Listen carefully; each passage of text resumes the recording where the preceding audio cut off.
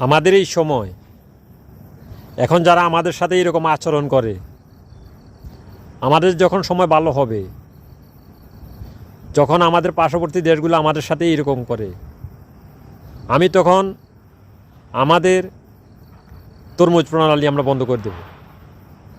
আমি তরমুজ প্রণালী রাখবো না, তখন তরমুজ প্রণালী ডাইরেক্ট বন্ধ হয়ে যাবে। কেউ এখান দিয়ে আসা যাওয়া করতে পারবে না, কেউ আসতে পারবে না। দোয়া করবেন আমি যাতে ক্ষমতায় যেতে পারি, সেই জন্য আপনারা সবাই আমাকে সাপোর্ট দিবেন। আমি যদি ক্ষমতায় যেতে পারি, তরমুজ প্রণালী বন্ধ হয়ে যাবে ডাইরেক্ট। আমি আর খুলব না, কথা একটাই। আর যদি যেতে হয় তাহলে টাকা দিয়ে যেতে হবে, টাকা একদম। টাকা ছাড়া কেউ এখান দিয়ে যেতে পারবে না।